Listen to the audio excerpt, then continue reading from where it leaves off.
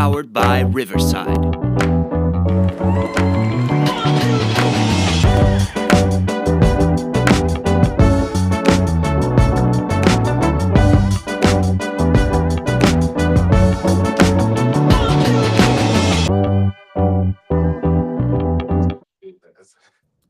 Yes, this is Nita K. Thank you guys once again for tuning in to Behind the Scenes.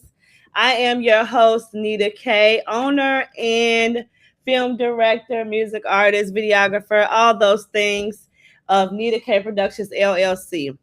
This afternoon, on this great Saturday, we have a creative by the name of Rob White, everybody. So, what we're going to do is we are going to tap into what he does, get to know what he does on his platforms, and what he does for our great city.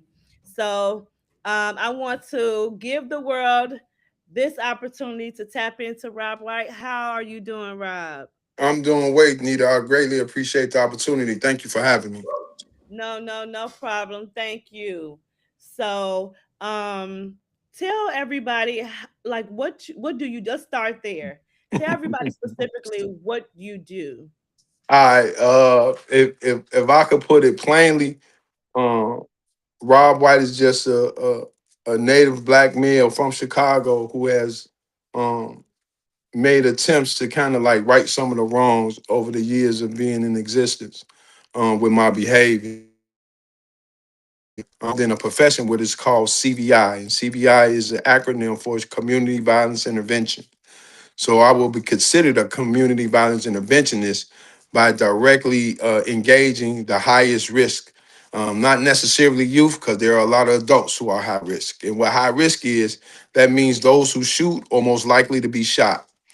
And so I do direct engagement with those populations to try to de-escalate some of the just some of the horrendous violence that goes on in the city of Chicago.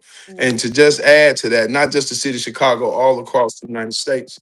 Like our people are all across the United States, and violence is perpetuated extremely, excuse me, especially gun violence is perpetuated all across the United States of America. So, and it only really affects um, as it relates to, me personally, black people.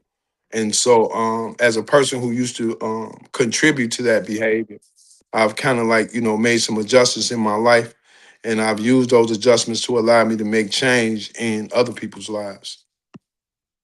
okay. Okay. That's good because I do see some of your content on Facebook. And I do see you doing a little bit of something with the young men. So what do you have going on teaching these young men out here? Because a lot of people think that young men are not being talked to, but there are people like yourself that are talking to the young men. So what do you do with those young men? Basically, and that's what any person, again, like, the platform has a lot of footage and a lot of content as it relates to young men, but it's really just our people as a whole. What I do is I engage them on like social skills, more importantly, right, de-escalation skills, Mm-hmm. conflict resolution skills, and more importantly than anything, self-regulating emotional skills. Like, so a great deal of our young people are emotionally driven. And that's just to keep it 100, right?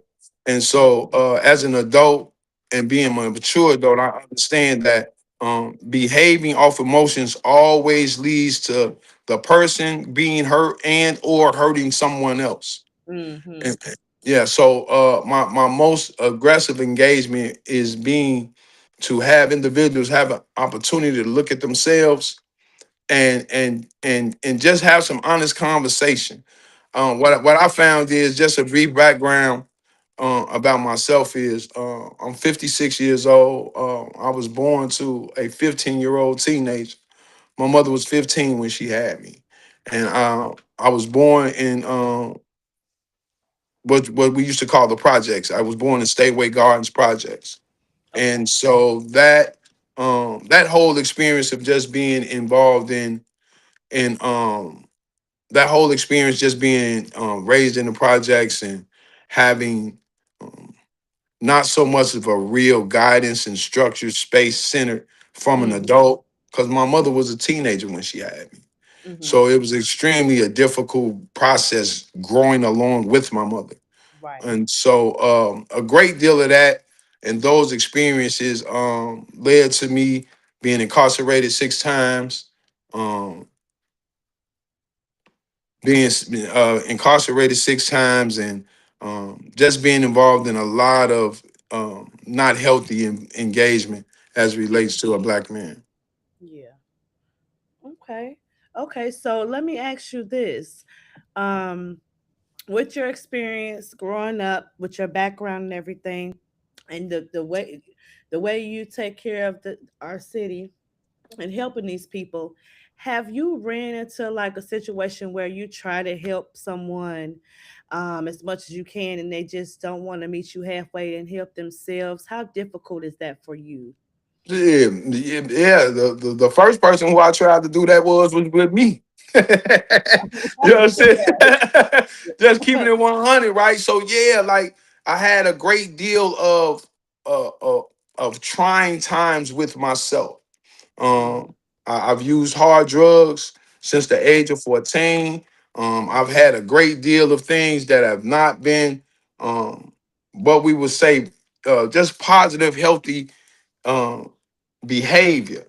And yeah. so, like, I've been to the joint 6 times. So all of that says is that where was the real, what was my love and engagement with myself.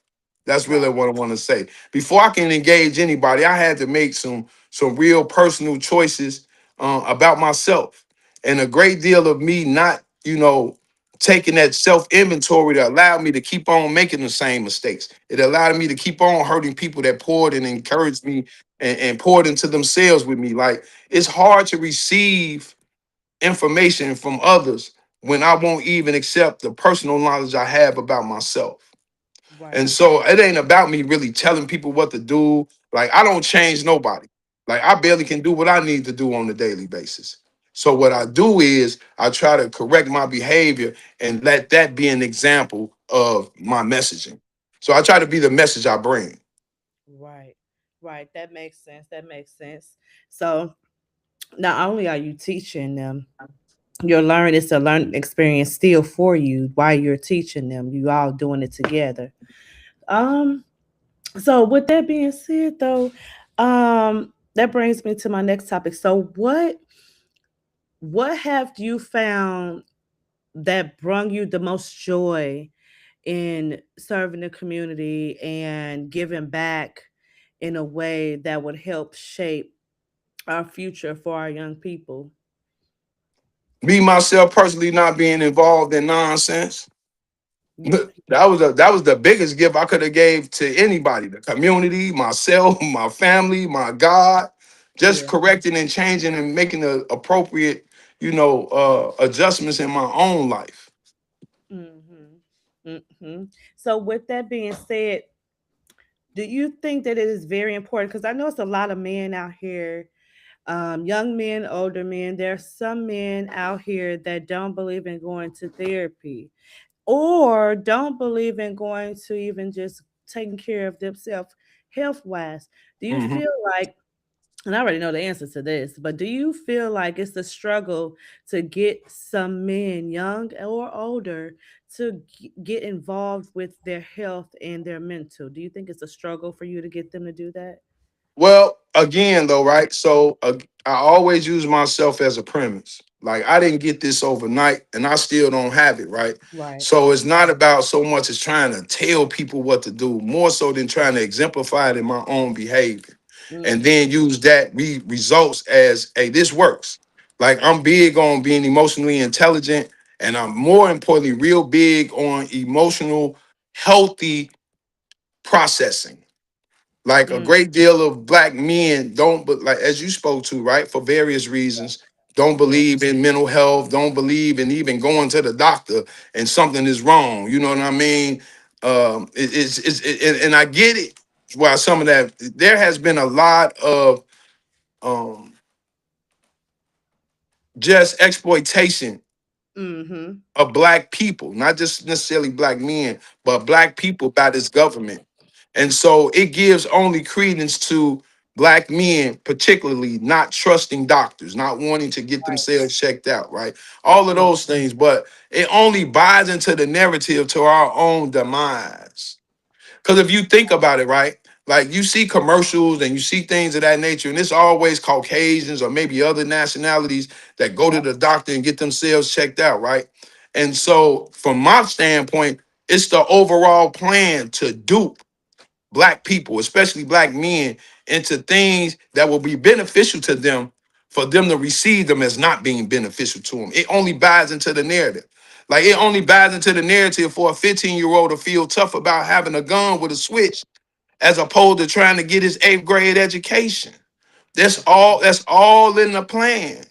And so I think it just takes a great deal, a lot more of education, a lot more exemplifying of those of us who have tried and making strides in those medical positions and those medical spaces to better themselves as a messaging for the overall population of black people, especially black men. Mm-hmm.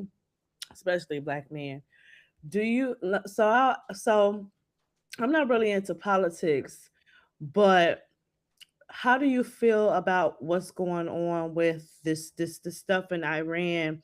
Um, trying to get not only just our people of color, but trying to get us Americans to go at war and fight Iran. How do you feel about that? Like, do you have any thought process on that? I mean, so I do have my own personal political beliefs, right? But just for the sake of this conversation, Yeah. I would encourage black men again, because the more black women are involved in the political spectrum, more so than black men are. And Mm-hmm. so a lot of black men don't feel like the political spectrum represents them. Most black men that I talk to, they believe it's all a scam. Most black men believe that it has no relevance to us, whether we vote or not, that don't matter. And my pushback always be that if it didn't matter, why are why is white America so entrenched in making sure that blacks don't vote or other nationalities don't vote? Or like Right. just in particular, like what's all the fuss about voting if it don't matter? You know what Right. I'm saying? So I just encourage each individual on his own to like not go off hearsay and not go off the status quo of what you hear other people say. Like do some research yourself. Like Right. with the technology we have today, you can ask ChatGPT or Siri or Google, whatever it is that you would like to ask, and pretty much you'll get kind of like a solid answer. But Mm-hmm. for some reason, it's like a plague for us as black people to do our own research as opposed to parroting what somebody else says about a Right. particular situation or subject matter, especially politics. Absolutely. Do your own research. I tell people all the time, like, and this is just off the subject of politics. I'm just talking about the entertainment business, period. Um, for me, I tell people all the time, do your research. Don't do your research and make sure you're not being bamboozled. Do your research, and it doesn't matter what it is. And so you're absolutely right. I'm not into politics, but it's just like going to a movie and someone says, "Oh, that movie was horrible." You Mhm. gonna go off of what they said, or you gonna go look and see the movie yourself and get your own opinion versus what someone else says. It's just like now you're becoming a follower. So at that point, so I definitely understand that bit of doing your own research, and I preach it all the time. Mhm. Um, so aside from politics, because I don't want to dig too deep in that because I got my own personal opinions about the politics and stuff. Um, have you dipped into or have you been into the entertainment field as far as filming, music, anything of that sort? Have it has grown any interest to you, or what have you been doing in that realm if you have? Well, I have some relationships with some very influential and positive people. Hmm. Well, I could just say for one of them who has been real influential as it relates to like acting and content creating is my brother Boom Too Funny. Yeah. He has a platform that is extremely widespread, and it garners a great deal of attention, right? Yeah.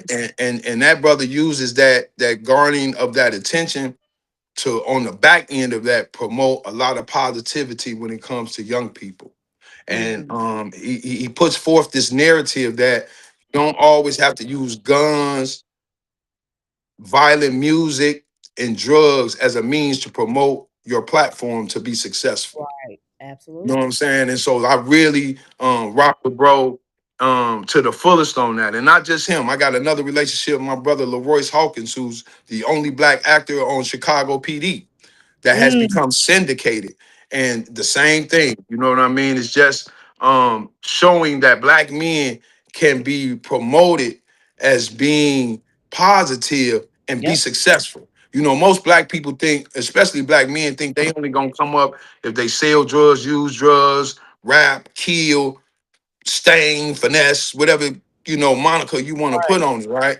And Right. so it's important for me because I've been to the penitentiary 6 times, and I know like crime doesn't pay. Right. Crime pays for everybody but the criminal.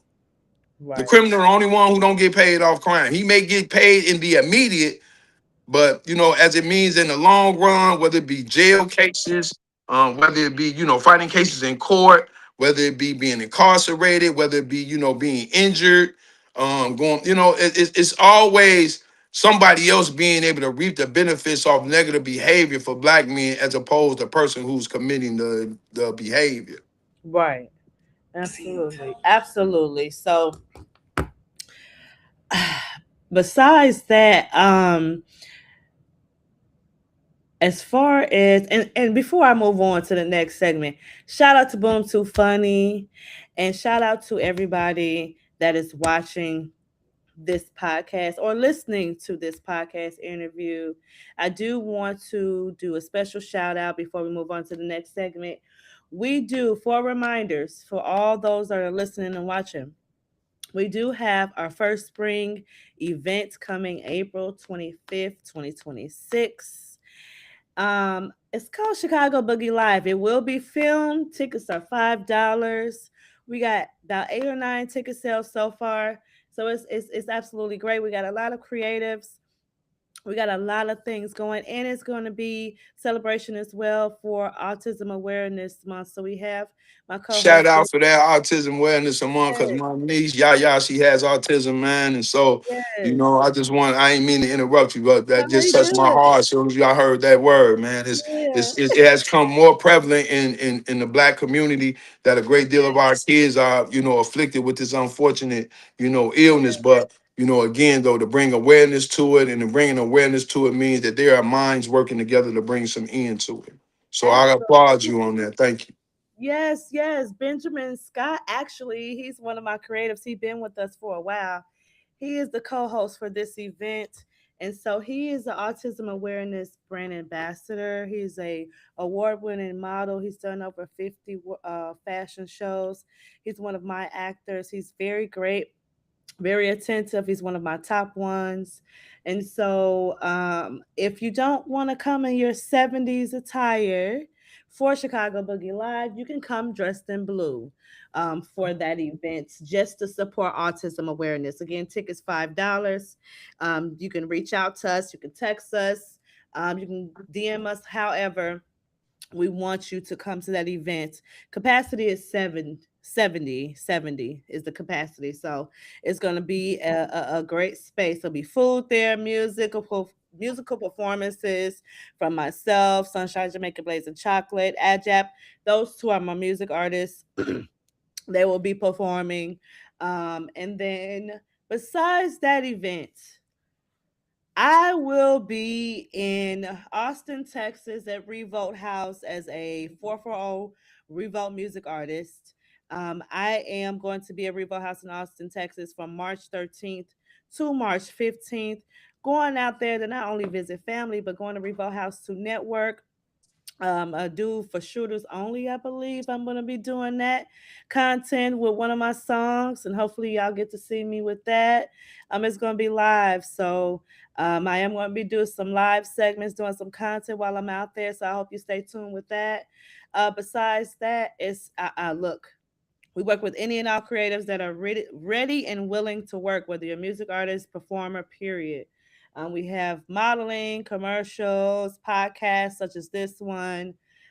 We have music pop platform. I am a TikTok sound on record label owner. We got a lot of great things here. So don't forget to us or comment under this live to let us know that you're interested. Now moving on. Um, let's move on to the next topic because I like to ask difficult questions. I like to ask difficult questions the more we move on because it gets the platform and gets the audience, not only just your audience, but my audience, to get personal with you. So, with that being said, do you find it hard to be able to do what you do and have a secure relationship? Um, so in that space, right? I think a great deal of having a secure relationship again starts with the person in question, which is self. Mm-hmm. Over the years, I've had some relationships and trying to do this work, but because of me not doing the work on myself, like it's noble to say you work with kids, right? It's noble to say you're trying to bring peace amongst the communities, right? You know what I Right. mean? And probably, it would give credence to that. The person who says they've done that has done some of those corrective measures with themselves, and a Mm-hmm. lot of times that's not usually the case. Like my profession does not mean that I'm a healthy person in my personal life. And so Right. what I found is again, the work belongs and starts and ends pretty much with me. And so my relationships were pretty much non-existent based upon the fact that I wasn't ready. I wasn't even being kind and nice to myself in certain spaces that I needed to be. So I couldn't transcend that to, a partner. I couldn't transcend that to somebody who I had in my personal life because I wasn't even giving myself that. And not giving myself that meaning, the person who I was in relationship, they was dead in the water. You know what I mean? So I found that to have a healthy relationship for Rob White first has to be in a healthy position himself first. And I don't look to, and I've learned by following that regimen, is that I don't look for somebody to complete me. I more so look for somebody to add to what I've already built for myself. So like I don't want to come in at a deficit. When I want to come in at as much as an even keel as I can, so that anything that is poured into me is something added extra, not feeling the void of something that I supposed to feel myself. You feel me? Nobody makes nobody whole, from my experience. And I'm like I said, I'm 56 years old. I've been in quite a few relationships with quite a few good people. And I was never able to fit the bill because I wasn't ready. I wasn't on my square. I didn't have all my stuff together. So it's very difficult to share life with somebody who pretty much has their stuff together and they pretty much, being in checked and in tune with their emotional stability. And, I'm out here way in left field somewhere.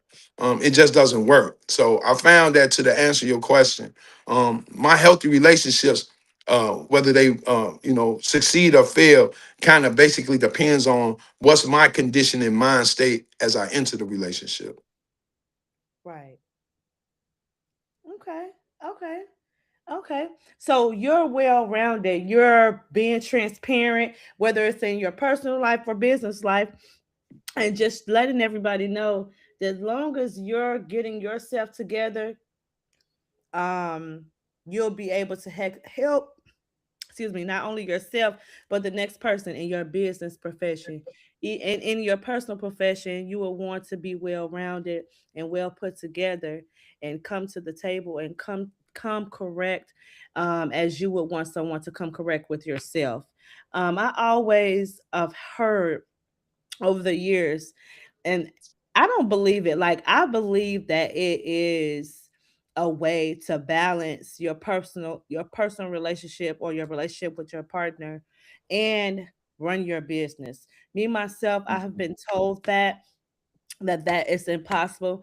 Well, that's because if you don't put the work in the effort into making that happen, then of course it's impossible. I for one believe that having a successful relationship like myself and running a full business and tending to my kids, being a mom, I balance those things. I'm not perfect at doing it, but I have somewhat mastered my learning style of how I can balance that throughout my life and get these things done.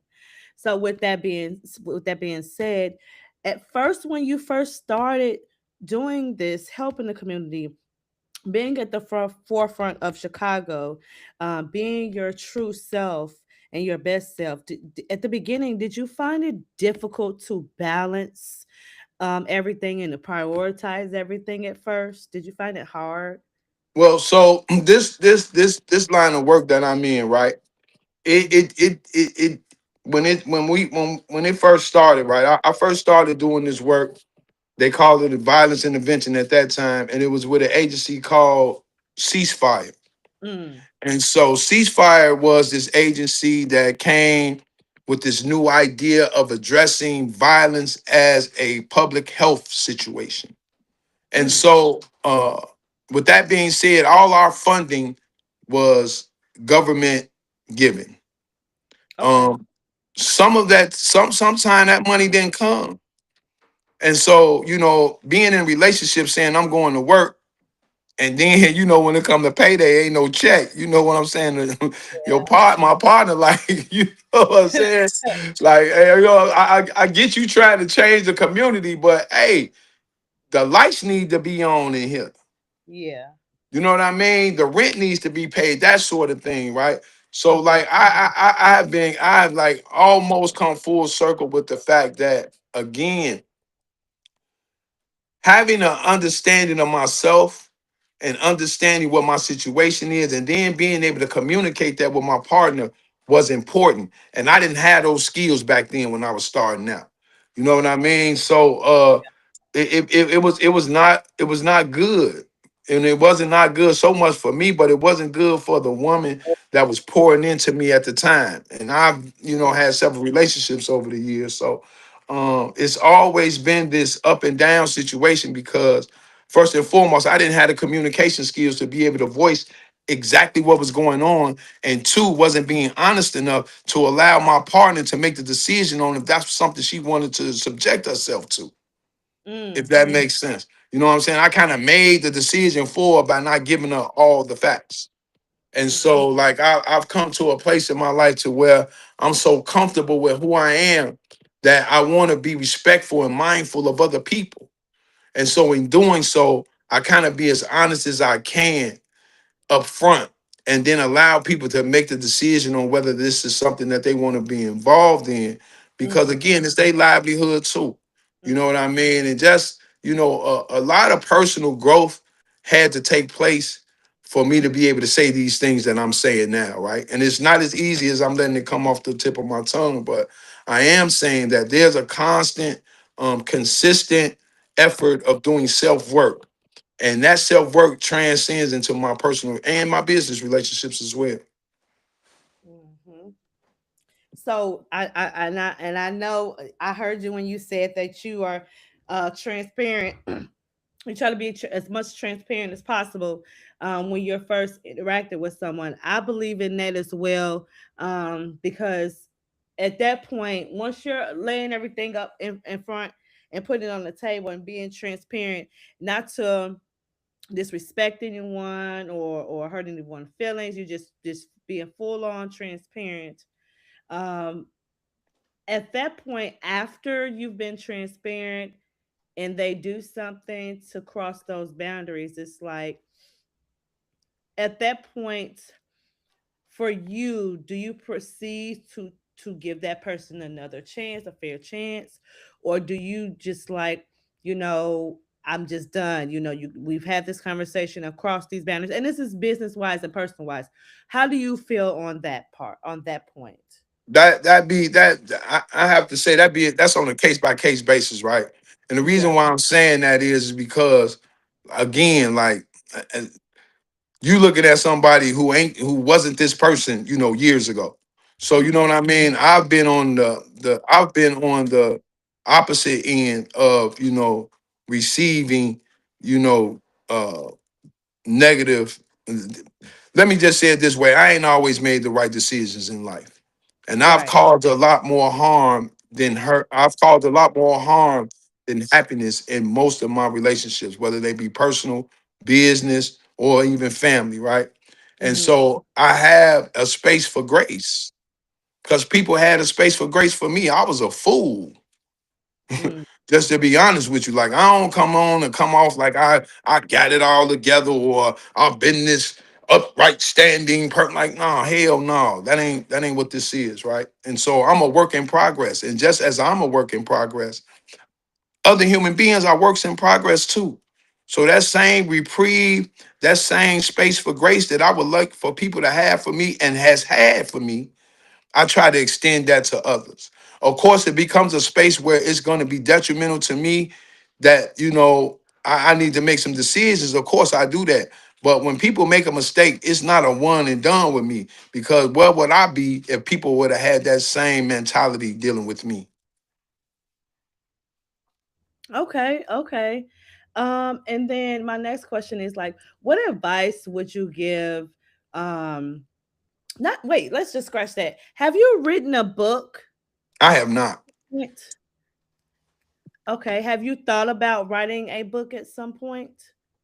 I've toyed around with the idea of it, um, but no, I have not taken into real serious consideration about sitting down and putting some of my life experiences on paper. So, question. So, okay. So, yeah, that'd be good. Or have you thought about doing a documentary? Well, so I'm much more of a visual person. Yeah. I think most people in this day and age, like very few people, I don't want to say it that way. Let me say that the most engagement that I've received has come from visual, Yeah. and so I have thought real big on documenting just my efforts in trying to show my eagerness to bring peace amongst our people. And so, Hmm. yeah, I've thought about several visual projects that would engage our people into just looking at and processing some of our behaviors as it relates to ourselves and as it relates to how we interact with each other.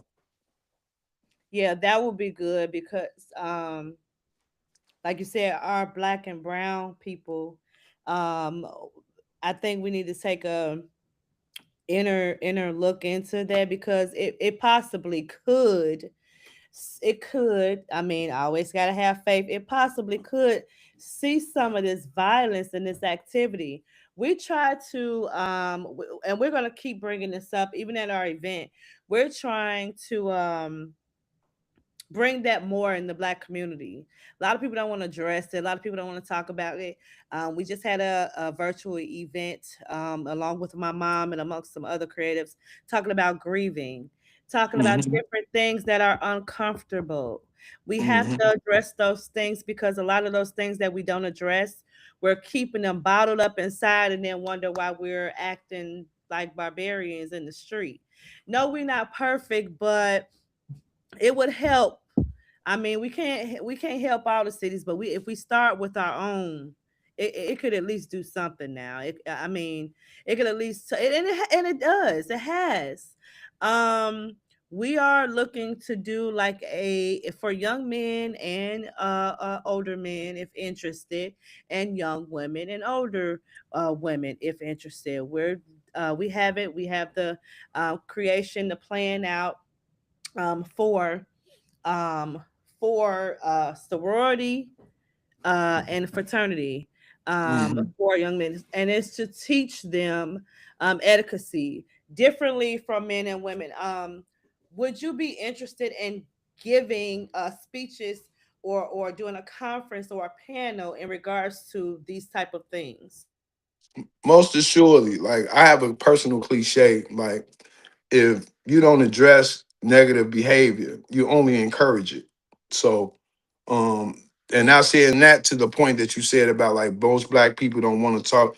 I have what's also called having uncomfortable but crucial conversation. Yeah. Just because it's uncomfortable mean that doesn't mean don't have it. You know what I'm Exactly. saying? Because if we don't have it, then it never gets addressed. And if it doesn't get addressed, then it only encourages the behavior. You know what I'm Hmm. saying? Like these guns that are in these young people's hands, most of these young people live with somebody. And so they not, they it's most, I would like to say like most households are not oblivious to what their young people are doing that live in their house. Because it's uncomfortable for whatever reason, they just don't have it. And to a young person whose mind is starting to develop, that means you up with it. You ain't really saying nothing. I know I got this gun in this house, or I know I smoke weed because I come in here Yeah. smelling like it, or I'm asking for money, or whatever the unnormal characteristics a person have, but nothing is said about it. Well, Hmm. you encouraging the behavior. So yeah, I wouldn't mind at all being able to speak to some of these subject matters that you just talked about because some of those all of those subject matter plays some part into what plagues our communities today. Yep. Yeah. And that's why I try to encourage people and let people know, okay, everybody, okay, I'm a film director, but I also touch into a lot of other things that is important to not only just me because I'm a mom. I'm looking at look. How about this? How about this? Let's take it here. Let's take it here because this is the platform. I've been meaning to talk about this for I don't know quite some time. I get so tired and I've taken public transportation and I've driven my own car before, but how tired of you. I don't know if you know about it so much, but I've been on public transportation and it's really bad on the red line. I be trying to understand like CTA is y'all punks or pussies, and I gotta be transparent. Are y'all punks or pussies? Because y'all let even on 95th, y'all glorified rebuilding that. Glorified rebuilding it. Y'all said y'all was gonna extend it out to the suburbs. Y'all still ain't did that. But how do you feel about the even the females is following their boyfriends on the 95th train up and out of each cart selling whatever they're gonna sell and doing all this stuff like that stuff grinds my fucking gears. I just gotta be transparent because CTA they be acting like they're doing something. They be having a K9 patrol. They be having 6 or 7 and 8 or 9 K9 patrols with dogs on 69th at one central spot. Like, how do you feel about that? That shit really drives me crazy. Well, what happens is again, it's just another testament to the plight of our people. Like you got to think about it. If you got a young lady who 13, 14, 15, 16, 17 following her boyfriend who's 17, 18, 19, 20 on the L going from car to car selling squares, black and miles, woods, whatever they selling, like what kind of household and background do they come from? Right. If you got a black man who would rather walking up down hollering loose squares loud on the L as opposed to getting a job, what does that say about that individual? Right? Mm-hmm. And so I think a great deal of it get lost. Like, yeah, maybe CTA can do something, but what is the community as a whole doing to hold the community accountable? Yep.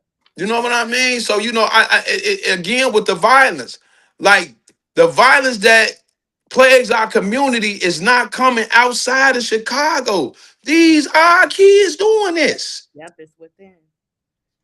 So like, where is the accountability from the community? Whether it be, I don't want to say just parents, right? Because again, that's a problem in itself. Most of these shorties that you be talking about, you be seeing on the L, most of them homeless. You wouldn't think it, but they homeless. You know what I Yeah. mean? And so that's how they live in. And Yep. so you got to think about it for how do you engage a person who doesn't have a family structure? Right. You know what I mean? And then being in the adolescent stage, so we say from 12, you know what I'm saying, to preteen, 13, 14, 15, 16 to pre-adulthood, 17, 18, 19, 20. Like you still in, it's just been scientifically proven that your mental development don't end till you like 25. So if you Mm-hmm. saying that, then if you got a kid who's 17, 15, 16, who smoke Black and Milds, vape and smoke woods all day, his brain fried and it's Yeah. steady growing. So it's growing at a warp stage. Like, you know, it's mutated. It's not fully growing at its most healthiest stage. So a lot of the behaviors you see are a derivative of that demented development stage. And so, yeah, it's upsetting to get on the L and smell the L, smell like weed and squares. And, you know, they doing all type of stuff on these L's. You know what I'm saying? So, and I ride the L, so I know. But in the same token, like it's a deeper layer. And then again, like the CTA probably would want to be a little bit more aggressive in their tactics in dealing with these problems. But they come, this just me saying this. I'm not saying that it is though, but they're afraid of what the public backlash gonna be. Cause you think about it, if kids go downtown and they trending, the first thing gonna come out of parents' mouth is y'all gotta let these kids do something. But then when they get grouped up down there, they busting windows, they lie, they rude, and then a kid gets hurt, shot, or killed during that process. It's always going to go back to the public officials are going to be held accountable like it's their fault. But nobody is looking at the fact that what kind of parent or structure or background are these young people coming from to even think that the shit that they doing is cool? Excuse my language. No, no, no, you good, you good. No, so yeah, so my thing is because I when I see some of the stuff, like if I see a problem with CTA or a problem that just like I'll call in and file a complaint, not in the hopes for CTA to get any backlash, but I file complaints in the hopes that they like, okay, y'all see these people, the same people going back and forth selling weeds, loose cigarettes, stuff like that. Why y'all won't offer them be creative? And I ain't gonna put out what my idea should be for them, but but Yeah, like but again though, like it's like sending your kid to school and they can't read. And so I'm real big on this. Like kids go to school, they got mics on, they got Balenciagas on, and they can't read. And right, then they acting hold on, and they acting a fool. Now, the school called the parent to come up there to talk about the child acting a fool, and the parent turn it around on the staff. mm, Y'all don't teach our kids nothing, no way. So my thing about, okay, the NCPS ain't teaching them nothing. What you teaching them? And right, so again, it's always me pushing back to like, you know, have us take some accountability for ourselves and our households first. And yeah, then we can start filtering out and holding others accountable. But if I'm not teaching my child manners, how am I gonna hold the school accountable because he can't read? He don't know how to behave to sit down so he can't learn how to read. And right, most of the be like you like I say, man, some of these kids going to school, they smelling like weed. Not because they smoke it, because who they drinking dropped off at smoke it. right. And then you playing Lil Durk early in the morning. It's 7:30 in the morning. You playing Lil Durk smoking weed, taking the kid to school. What kind of mindset should that kid have when he enter the building? You think he gonna have a mindset and a spirit to want to sit down and learn? Heck no. Well, there you go. Yeah. No. Yeah, you're right. You're right. If you really sit down and process to think about it, the trial and error, and think about the cause and effect of things, then you really can start analyzing, like you said, and start analyzing why a person is doing those things or why they're in that situation. Some people want to be in a situation because they want to be. Some of them have no choice. Right. And that's the thing. Like some of them in a situation because they want to be, but some of them have no choice. But in either case, right, it's the outside people, like you said, CTA, the schools, the police, the people Yeah. at Walmart. It's their fault that, you know, your child or your person, you get mad at somebody. Like it's just so many layers, man. And it's always pushed to the next person why Yeah. they ain't do something. and it's never really like promoted, especially from black communities. Like, what are we doing ourselves about ourselves? Like, I'm tired of hearing people pushing the responsibility of my development on somebody else. Mm-hmm. Yeah. Yeah. You know, I think this conversation is not had enough. We are going to be planning those type of conversations. We had our virtual event talking about grieving. That's just one. But we're going to set up an event sometime this summer for conversations like this. So it'll be different rooms or different sections of the event where you can have conversations like this. You can have different conversations about grieving and so on and so forth, so that those conversations can be addressed and it can be widespread. And it'll not only be a conversation for adults or an event for adults, it'll be an event for teens, anyone that's interested in opening up to having these different type of conversations. um it should be done whether it's on a platform on social media or not. It should be done behind closed doors, in front of those doors. It should be done all the way around. um with that being said, what kind of advice would you give to someone who's, because I know this conversation, amongst other conversations we've had, you don't know who it could touch. You don't know who it could inspire. What kind of advice would you give to someone who may be hard on their luck, who may be going through a situation that you've once been in? What kind of advice would you give to them, besides telling them not to give up and keep going? What kind of advice would you give to someone who just feels like the word they want to give up? They just don't have they feel like they don't have a support system, Mhm. um, but they actually do.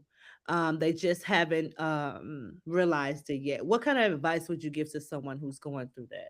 Well, I just use myself in closing. Like, I did a lot of praying, and Mm-hmm. I did a lot of self-reflection to see like where was it that I could do to make my situation better. Mm-hmm. Like, I've been homeless, all type of stuff, right? But again, every adversity that I had to tackle, I always had to start with what can I do to Mm-hmm. make myself better. You know what I mean? Because again, in the black community, we look at things that has happened to us, and then that becomes a justification to do things that make us or that mess us up even worse. You know what I Mm-hmm. mean? Like, shorties will tell you, like, I lost too many homies. That's why I do this. So you mean to tell me because you lost homies to this very same thing that you're involved in means that you're helping yourself by putting yourself in the same position that happened to some of your homies and then justifying it because it happened? Like, it's just always having to take that self accountability. And that's the hardest part that I found about being a human being, is being able to be totally honest with myself about who I am as it relates to my behavior. And does my behavior have any direct connection to my current situation?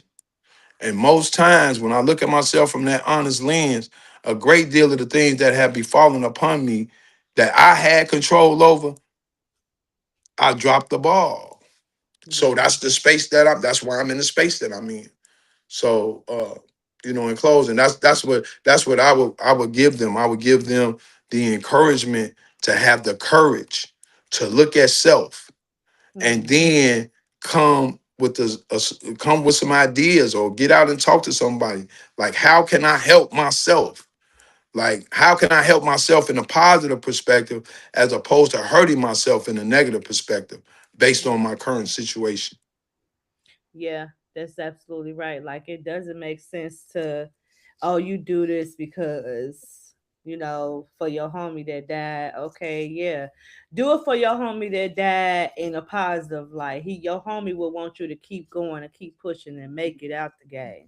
But we That's don't what. push that narrative. We Nope. we always go to the negative. Like, we never say my homie or somebody. And it don't matter what the situation is. It's Right. always going to be looked at as a bad situation, how can I use this how can I use this situation to further hurt myself? You know what I'm Right. saying? As a using it as a means to say, you know what, I'm gonna use this as motivation so I can be better. I'm gonna use this as motivation so I can overcome. You know what I mean? So, yeah. Yeah, it has to be turned around. It has to be turned around. It has to constantly be repeated because people are not reminded enough to turn it around. So it definitely has to constantly be repeated. Hey, Rob, can you tell everybody where they can find you and reach you? Yeah, you can find me on Instagram at Robert5508 White. You can also find me on Facebook, same name, Robert White. All social media platforms, TikTok, same name, Robert White. All right, thank you. I enjoyed having this conversation, Rob, and I'm hoping that everyone that's tuned in enjoyed this conversation as well. If you missed this live interview with Rob White, don't fret. You'll be able to listen to this podcast interview on our platforms in about 1 or 2 days. I do the editing myself, so I'll be uploading it. You'll be able to hear it on Spotify, iHeartRadio, Amazon, and Apple Podcasts. Again, you've heard it from me, Nita K, behind the scenes, and I'll chat with you guys soon. Peace.